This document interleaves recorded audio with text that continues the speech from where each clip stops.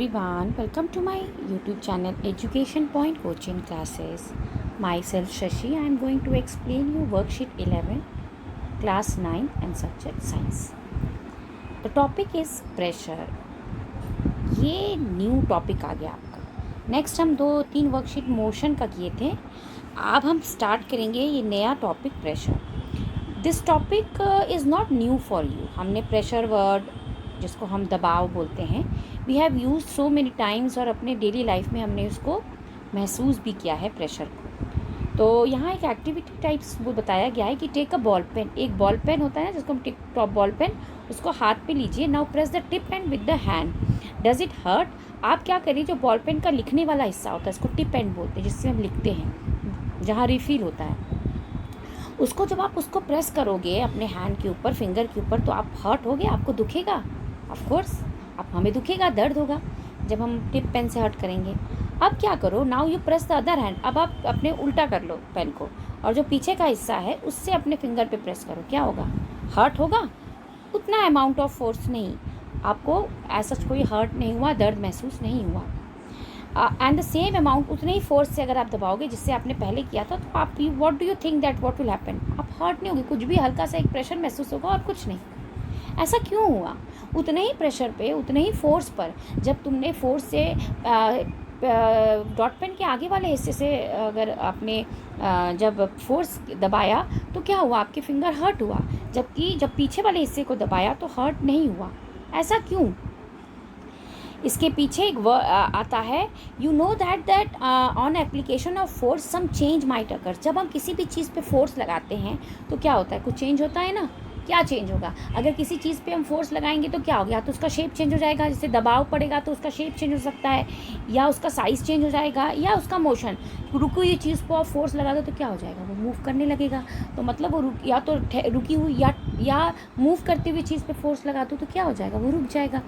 तो या तो मोशंस में चेंज हो जाएगा या तो उसकी शेप चेंज हो जाएगा, है ना. किसी चीज़ को हम दबाते हैं तो वो प्रेस छोटा हो जाता है तो शेप चेंज हो जाएगा. Now when force is applied perpendicular. अब इसी फोर्स को आप परपेंडिकुलर का मतलब ये मान लो ये सरफेस है और उसके ऊपर ये परपेंडिकुलर मतलब 90 डिग्री एंगल पर आप अगर आप फोर्स अप्लाई करते हो, ठीक है. फोर्स तो कई डायरेक्शन में अप्लाई होता है ना बच्चा. अब अगर आप इसको 90 डिग्री परपेंडिकुलर 90 डिग्री पर फोर्स अप्लाई करते हो तो ऐसे फोर्स को किसी भी सरफेस पे, सपोज ये एक सरफेस है, इसके ऊपर 90 डिग्री ऊपर से 90 डिग्री पर फोर्स अप्लाई करते हो तो ऐसे फोर्स को हम क्या बोलते हैं? Thrust. This is a very new term for you. इसको बोलते हैं थ्रस्ट, ठीक है. ये थ्रस्ट होता है. And the effect of this thrust also depend on the area on which it's apply. और ये जो थ्रस्ट होता है ये डिपेंड करता है कि कितने एरिया पर इसको अप्लाई किया गया है, ठीक है. This is defined by another physical quantity known as pressure. और जिस एरिया पे इसको लगाते हैं उसको हम एक अलग फिजिकल क्वांटिटी से डिफाइन करते हैं जिसको हम बोलते हैं प्रेशर. तो प्रेशर क्या हो गया? प्रेशर के लिए सबसे पहले आपने थ्रस्ट डाला. थ्रस्ट क्या हुआ? कोई भी एक सरफेस है, किसी भी सरफेस पे अगर आप परपेंडिकुलर डायरेक्शन से कोई फोर्स लगाते हो तो इसको हम थ्रस्ट कहते हैं. अब ये फोर्स जो है, जैसे कि ये मैंने ये 2 सरफेस लिया, ये आप देख रहे हो बहुत थिन रॉड है और दूसरा एक इतना मोटा सा एक रॉड है, ये भी परपेंडिकुलर ही है और मैं यहाँ पे फोर्स लगा रही हूँ. तो आप यहाँ पे देख सकते हो कि ये वाला जो है पतला वाला सिर्फ इतना ही एरिया कवर करता है जहाँ पे फोर्स लग रहा है, और ये वाला जो है कम से कम इतना एरिया कवर कर रहा है जहाँ पे फोर्स लग रहा है. तो प्रेशर ये जो है, जितने एरिया पर कोई भी चीज़ फोर्स लगता है, एक नया टर्म मिला आपको, परपेंडिकुलर डायरेक्शन में थ्रस्ट लगता है, वो आपका कहलाता है प्रेशर. तो प्रेशर के लिए बहुत इंपॉर्टेंट पार्ट जो है आपने यहाँ पे देखा कि डिफाइन एज थ्रस्ट और प्रेशर इज इक्वल्स टू, इसीलिए फॉर्मूला हो गया थ्रस्ट अपॉन एरिया, जहाँ पे थ्रस्ट एक तरह से फोर्स का एक नेम है. फोर्स है, फोर्स अपॉन एरिया भी कहते हैं. तो pressure is equals to actually हो गया थ्रस्ट को, जिसको हम फोर्स कहते हैं, फोर्स अपॉन एरिया. ठीक है। और इसका एसआई यूनिट बहुत इंपॉर्टेंट है। एसआई यूनिट आप देख सकते हैं बहुत यूनिक है, आपने इससे पहले ये वाला एसआई यूनिट नहीं सुना होगा, दैट इज़ पास्कल।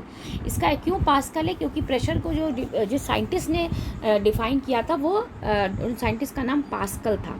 तो पास्कल है इसका एसआई यूनिट। और इसका जो है न्यूमेरिकल फॉर्म देखा जाए तो न्यूटन पर मीटर स्क्वायर है। न्यूटन क्यों, अभी बताया ना आपने, प्रेशर का फॉर्मूला क्या होता है, फोर्स अपॉन एरिया। तो फोर्स का क्या होता है न्यूटन, और एरिया का क्या होता है मीटर स्क्वायर, इसीलिए न्यूटन मीटर स्क्वायर हुआ इसका। ठीक है, फॉर्मूला से ही बनता है किसी का यूनिट। तो पास्कल एक्चुअली किसके बराबर होता है, न्यूटन मीटर स्क्वायर के बराबर होता है। क्लियर। तो हमने प्रेशर के बारे में अच्छे से जान लिया, हमने जान लिया कि what is the formula of pressure, और हमने जान SI unit of pressure which is pascal. ठीक है, अब हम आते हैं कि प्रेशर कैन बी इंक्रीज और डिक्रीज बाय रिड्यूसिंग और increasing the area of application of a force respectively. आप प्रेशर को इंक्रीज या डिक्रीज कर सकते हो, कैसे, by the area of application, कि एरिया को कम या ज़्यादा करके प्रेशर को इंक्रीज या डिक्रीज कर सकते हैं। बेटा ये समझना बहुत ज़रूरी है, ये एरिया क्या है। अगर आप तरीके से देखो तो प्रेशर जो है वो आपका फोर्स अपॉन एरिया है। ठीक है, तो प्रेशर जो है वो इन्वर्सली प्रोपोर्शनल है किसके, एरिया के, है ना। इन्वर्सली प्रोपोर्शनल एरिया का मतलब होता है कि अगर एरिया बड़ा होगा तो प्रेशर कम लगेगा, अपोजिट रिलेशन होता है। और अगर एरिया कम होगा तो प्रेशर ज़्यादा लगेगा, ये अपोजिट रिलेशन होता है। और इसी एप्लीकेशन पे बहुत सारी चीज़ें वर्कआउट करती हैं। जैसे कि आप, सिंपल सी बात है, अब इसमें बहुत सारे एग्जाम्पल्स यहाँ पे दिए, इसी को लेकर हम आगे आपको बताते हैं। पहला इसमें दिया है कि कैसे हम प्रेशर को इंक्रीज़ करके या डिक्रीज़ करके हम एरिया को इंक्रीज़ या डिक्रीज़ करके फोर्स को प्रेशर का फॉर्मूला देख सकते हैं। पहला है the knife cuts through vegetables from its sharp size. यहाँ पे देखो नाइफ का डायग्राम बना हुआ है। ये नाइफ जो है वो ये जो शार्प साइड है वहाँ से बहुत तेज कट करता है, जबकि जो आगे का साइड होता है उससे कम। क्यों, ऐसा क्यों होता है, देखो ये आपके क्वेश्चंस भी नीचे आएंगे, मैं आपको एक्सप्लेन करूँगी कि जो नुकीला हिस्सा होता है वो किसी भी वेजिटेबल का जो नुकीला होता है, वेजिटेबल का बहुत कम एरिया, क्योंकि वो नुकीला हिस्सा बहुत नुकीला, वो वेजिटेबल वो कम एरिया पे प्रेशर डालता है। जब अभी मैंने आपको बताया जो प्रेशर होता है इन्वर्सली प्रोपोर्शनल ऑफ एरिया होता है। अगर एरिया कम है इसलिए क्या हो जाएगा, प्रेशर ज़्यादा लगेगा और जल्दी से कट हो जाएगा। बात समझ में आ गई। अब हम दूसरा इसका एग्जाम्पल लेते हैं। दूसरा एक एग्जाम्पल इसमें दिया है कि a nail is harmed in a wall from the pointed side. अभी क्या हुआ, नेल मतलब क्या होता है, आयरन नेल मतलब कील को बोलते हैं। आप कील देख रहे हो, ऐसा दिखने में होता है, यहाँ पर शार्प होता है, यहाँ पर जहाँ पर आप हैमर से, हथौड़े से इसको पुश करते हो तो वो दीवार के अंदर चला जाता है। तो हम जो नेल है उसका ये वाला हिस्सा दीवार के अंदर हम प्रेशर में डालते हैं। क्यों, क्योंकि आप देखिए नेल का ये वाला हिस्सा कुछ अगर ऐसे डिज़ाइन का होता है तो ये वाला हिस्सा बहुत ही नुकीला होता है। ये हिस्सा बहुत नुकीला होता है तो ये क्या करता है, ये आपका कम एरिया होता है। अभी मैंने आपको बताया प्रेशर जो है इन्वर्सली प्रोपोर्शनल टू एरिया है, तो चूंकि एरिया कम है इसलिए प्रेशर ज़्यादा लगेगा। तो जब हथौड़े से इसको हैमर से इस पर बीट करोगे तो इस पर, क्योंकि बहुत पॉइंटेड एरिया कम ले रहा है, प्रेशर ज़्यादा लगेगा और ये दीवार के अंदर चला जाता है। तो ये कंसेप्ट आपको समझ में आ रहा है कि अगर एरिया कम है तो प्रेशर ज़्यादा लगता है। तीसरा एक एग्जाम्पल दिया गया है, sewing needles sew from its pointed oil. Needles देखा है, ये निडल होता है। निडल के कभी इस हिस्से से आप सीते नहीं हो, आप ये वाला हिस्सा जो है वो क्लोथ के अंदर डालते हो, क्योंकि ये पॉइंटेड होता है। और जितना चूँकि ये पॉइंटेड होता है वो जो है इसका जो है एरिया कम होता है। जब एरिया कम होगा तो वो बहुत प्रेशर के साथ किसी भी कपड़े के अंदर बहुत प्रेशर देगा और आराम से अंदर घुस जाता है और सीने में मदद देता है। ये तीनों चीज़ आपको अच्छे से समझ में आ गया होगा कि क्यों जो है जो शार्प एज या जो भी कम एरिया होता है उसका प्रेशर जो है ज़्यादा होता है। और यहाँ पर कुछ और एप्लीकेशंस दिए हुए हैं जहाँ फोर्स का इस्तेमाल हम करते हैं। क्यों ज़रूरत पड़ती है एक्चुअली प्रेशर को इंक्रीज या डिक्रीज़ कराने का, एरिया तो समझ में आ गया, बहुत ज़रूरी है। In a bag straps are made of wider. आपने देखा होगा कि हमारे जो स्कूल बैग्स या कोई भी लगेज बैग होते हैं, इनके पहले स्ट्रैप्स, ये स्ट्रैप जो है बहुत मोटा बनाया जाता है, ठीक बनाया जाता है। क्यों, आपको पता है ये जितना ही स्ट्रैप मोटा होगा उतना क्या होगा, अगर अभी मैंने बताया एरिया ज़्यादा हो जाएगा तो क्या हो जाएगा, प्रेशर कम हो जाएगा। हमारे कंधे को प्रेशर कम चाहिए ना, तो हमारे कंधे को प्रेशर कम लगेगा तो हमको भारी कम लगेगा। तो इसके स्ट्रैप्स को जितना मोटा बनाएंगे हमारे कंधे को प्रेशर, एरिया ज़्यादा कवर करेगा हमारे कंधे का, इसलिए प्रेशर कम लगेगा। और अगर इसी बैग में अगर सिर्फ इस स्ट्रैप की जगह एक पतली सी रस्सी होती तो क्या होता, जब आप इसको कैरी करते तो आपको चुभता। क्यों? क्योंकि रस्सी जो है वो आपके कंधे की बहुत कम एरिया कवर कर रही है। तो एरिया कम हो गया तो क्या हो गया, आपका प्रेशर ज़्यादा हो गया, इसलिए आपको कंधे पे दर्द महसूस होगा। ठीक है, ये हो गया बैग का। दूसरा एक एग्जांपल दिया है, टायर व्हीकल्स देखा है, जितने भारी व्हीकल्स होते हैं, ट्रक के व्हीकल्स होते हैं, उसके टायर इतने ही मोटे होते हैं। क्यों ऐसा होता है? देखो, जितने चौड़े ब्रॉड व्हीकल्स टायर होंगे उतना क्या होगा, एरिया ज़्यादा होगा, तो प्रेशर जो है, जो भारी ट्रक जो ऊपर होता है, इसमें सामान भी हम लोड करते हैं, सोचो कितना भारी हो जाता होगा, तो इससे इसका प्रेशर जो है इस पर कम लगेगा, जितना भारी रहेगा और आराम से मूव कर पाएगा। तीसरा पिलर आपने देखा है, पिलर फ्लाईओवर के नीचे का पिलर देखा है, they have a wider base, इनका बेस बहुत वाइड होता है। इनका बेस वाइड रखेंगे, इससे क्या होता है, अगर वाइड होगा तो प्रेशर कम लगेगा। आगे बात समझ में, जो व्हीकल्स वहाँ से पास हो रहे हैं, सब चीज़ों पे प्रेशर इस पिलर पे कम लगेगा, इसलिए ये वाइड रखा जाता है, काफ़ी चौड़ा रखा जाता है। ऐसा नहीं कि घर में जैसे एक ऐसा पिलर होता है, ऐसा पिलर लगा दिया जाए, अगर लगा जाए तो टूट जाएगा। इसको आप देखोगे बहुत वाइड बनाया जाता है, जैसे यहाँ पे दिख रहा है। समझ में आ गया आपको? तो ये ज़रूरत होती है डिक्रीजिंग प्रेशर का। तो बहुत अच्छा ये टॉपिक था प्रेशर का, और साइंटिफिकली समझना बहुत ज़रूरी है कि प्रेशर जो है इन्वर्सली प्रोपोर्शनल एरिया की होता है, और इसी पे बहुत सारे एप्लीकेशन हैं। लेट अस डिस्कस सब क्वेश्चन। पहला क्वेश्चन है, define pressure and what which factor does depend area. आपको तो अच्छे से पता है, फैक्टर तो एरिया, फैक्टर डज डिपेंड, तो ये आपका यहाँ पर है कि the effect of this thrust, यहाँ पे आपका फॉर्मूला दिया है कि the dependent of area applied और this quantity is known as a pressure. आप चाहे तो इसका वो भी लिख सकते हैं, एसआई यूनिट डेफिनेशन भी लिख लो। और विच पार्ट जो है, यहाँ पे एक और चीज़ लिखा है कि क्या इफेक्ट करता है, on which factor does it depend, तो इज डिपेंड अपॉन एरिया। तो एरिया और फोर्स पे डिपेंड करता है। ठीक है, फोर्स और एरिया दोनों पे डिपेंड करता है।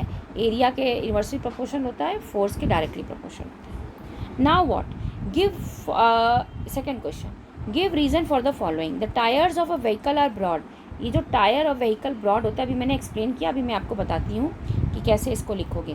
दूसरा है, it is difficult to cut the fruit with a blunt knife. और तीसरा है, पहला, आवर फीट, जब हम अपने your feet will go deep in a sand. जब आप बालू, सैंड मतलब क्या होता है, रेत पर खड़े होते हो तो क्या होता है, आपका पैर धंस जाता है ना, रेत के अंदर। अगर रेत का पे चलोगे तो क्या होगा, आपका पैर धंस जाएगा। लेकिन उसी तरह लेकिन वही अगर रेत पे सो जाओगे तो आप थोड़ी ना रेत पे धंस जाते हो। ऐसा क्यों होता है? तो इन तीनों क्वेश्चन का चलिए पहला का देते हैं कि हैवी व्हीकल्स के टायर्स ब्रॉड क्यों होते हैं। तो you can see heavy vehicles have broad tyre because broad tyres have larger area. मैंने अभी बताया, जितना ब्रॉड टायर होगा उतना लार्जर एरिया होगा of the contact and the less pressure apply on the ground, और ग्राउंड पे लेस प्रेशर लगेगा।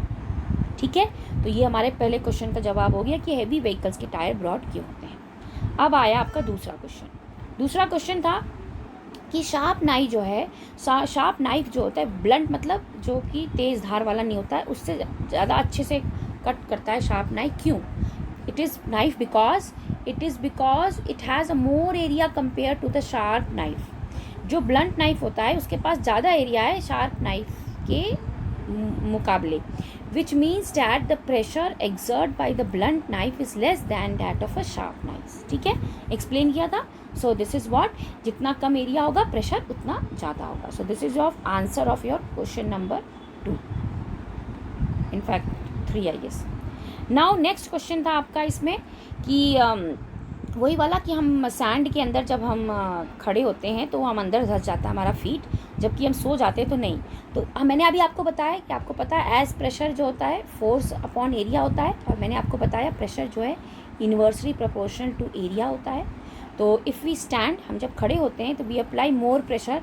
जब हम खड़े होते हैं तो हमारा प्रेशर ज़्यादा होता है। तो क्या होता है, when we lie down due to the less area, जब हम सो जाते हैं तो due to the less area of contact, force, weight and is equals to constant, हमारा क्या होता है, हम नीचे की तरफ धंस जाते हैं। तो ये सारा ये एग्ज़ाम आपका क्वेश्चन नंबर 3 का आंसर हो गया। तो ये तीनों आपके आंसर हो गए नीचे जो दिया था। और this was all about today's worksheet. I hope you have like and keep sharing so that others can take the benefit. Okay, thank you for watching.